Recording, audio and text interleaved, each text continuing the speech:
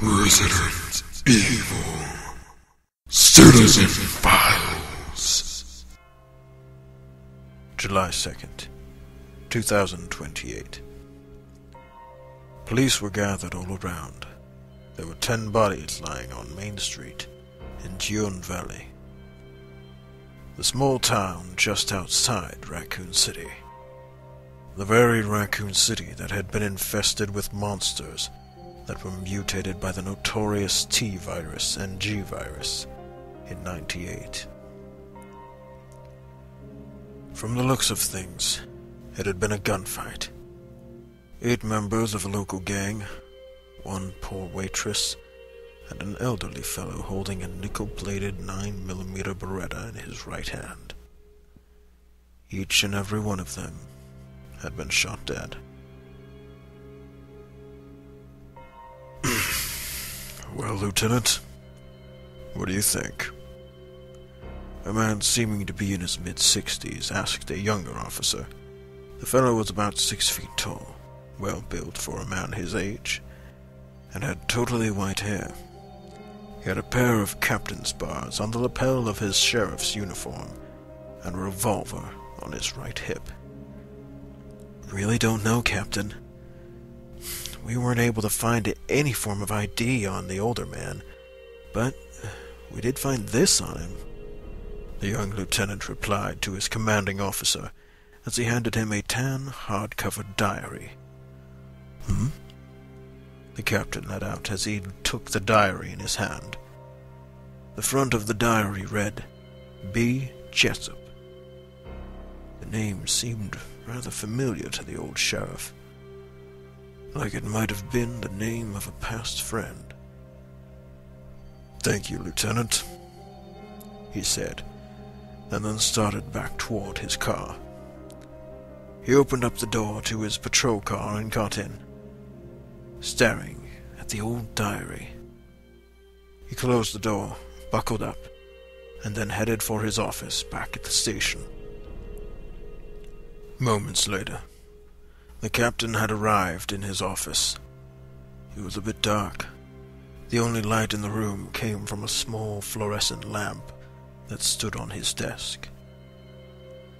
He sat in his big black desk chair, reading the diary. This is the diary of Colonel Benjamin Brandon Jessup, United States Marine Corps. The sheriff read the first line aloud and was frozen. He couldn't believe what he was reading, but he continued, no matter how fantastic it was.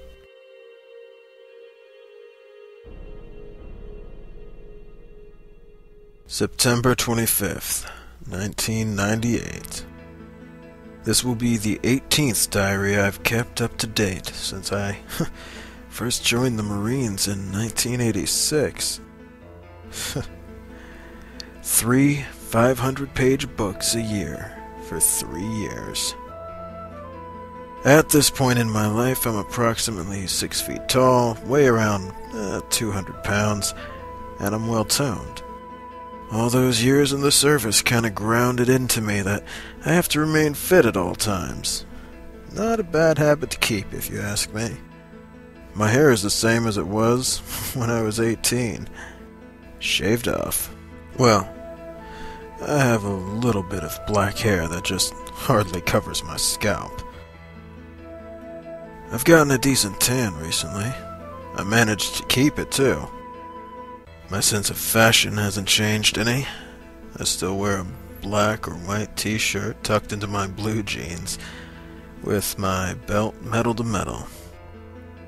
And I still have my old combat boots, which I wear 90+% of the time. Yeah, the service had a big effect on my life. Well, today was a bit interesting. I got sent to this place called Ashford Manor some days back to retrieve some valuable items. The Umbrella Corporation hired me, though I don't quite understand why they would need to hire a mercenary to get some jewels for them when they have their own private army. Anyhow, As stated in my last diary, before I could even get into the place, it went up in flames. Luckily, I was plenty far away on a cliff and didn't get hurt. My ears rang for a while, but nothing more. So, I reported back and whatnot, and then I came into this nice little town called Raccoon City. And that's where the story of this book begins. I came into this tavern in town, feeling quite dry after the long walk out of Raccoon Forest. I sat myself down on one of the red stools at the bar and waved for the barkeeper. He was a fair-sized guy, a bit taller than myself, big, bear-like arms, a wide chest, and a stomach that stuck out just a bit. He had on a pair of blue jeans and a white t-shirt, and like most every bartender I've ever seen, he was holding a white cloth that he used to dry the mugs. "What can I get you?" the barkeeper asked kindly. "Give me the strongest whiskey you have," I replied. "Coming right up, sir." The bartender went to the back wall, where dozens of bottles sat on glass shelves. He took hold of the neck of a clear bottle with a dark brown content and pulled the cork out with his opposite hand. After pouring the whiskey into a mug and placing the bottle back in its place, the barkeeper brought me my drink. "That's $4.28, he said as he put the mug on the bar before me. I pulled a $5 bill from my pocket and put it next to the mug before I grabbed the handle of the large mug and started to chug the whiskey. By the time I decided to put the mug back on the bar, it was half empty, and the barkeeper had already taken the $5. "Pretty good. What brand is it?" I asked as I looked into the glass. "My own. I brew it myself," the bartender said with a smile. "You don't say," I said with a small grin of my own as I looked to the man. The bartender only nodded, and then came to hand me my change. "I gotta say, mister, I ain't ever seen a guy drink that stuff like you do." The man seemed somewhat amazed as I took another big gulp of the stuff. "Not even the most troubled of men who walked through my doors drink that hard," he added as I just finished off the mug. "I've been drinking the hard stuff since I was 18. I got stationed over in Germany for 4 years. "Oh, an army man." "Marine," I corrected as I tossed another $5 on the bar and nudged the glass toward the kind bartender. The fellow just smiled and fetched me another drink. True enough, I had drank some of the hardest alcohol known to man and not gotten sick, but I'm no alcoholic. So I quit it too and asked the man if he knew a decent motel I could stay at in town. He was kind enough to give me directions, and I left straight away after giving the man his tip. The motel was in walking distance, only a few blocks east. It was just about sunset when I left the bar, so hopefully they'd have an open room, because I really wasn't in the mood to wander through the night, and I certainly didn't feel like sleeping outside. Luckily, the motel was just about empty, so I had no problem getting a room. September 26th. The room they put me in was surprisingly nice, considering how the place looked on the outside. There were vines growing up on the 2-story building, and the grass around the place was almost up to my knees. However, like they always say, don't judge a book by its cover. I walked around the well-sized room and then spotted the small digital clock on the nightstand. 9 a.m., I said to myself. I slept longer than I thought. For a good 4 years of my life, I had been woken up at dawn for the usual drills they put one through in the Marines. And since then, I'd been getting up at that exact same time without an alarm or anything. So for me, to get up at even 8 a.m. would be a little surprising. The lady at the desk had put me on the second floor as I had requested. Not sure why, but I always want to stay on the second floor.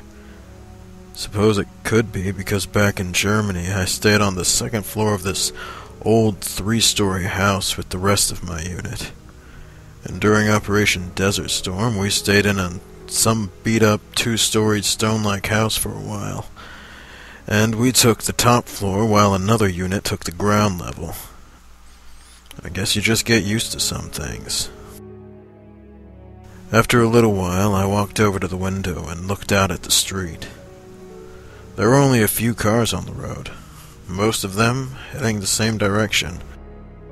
People in the city were probably just now getting up to leave for work.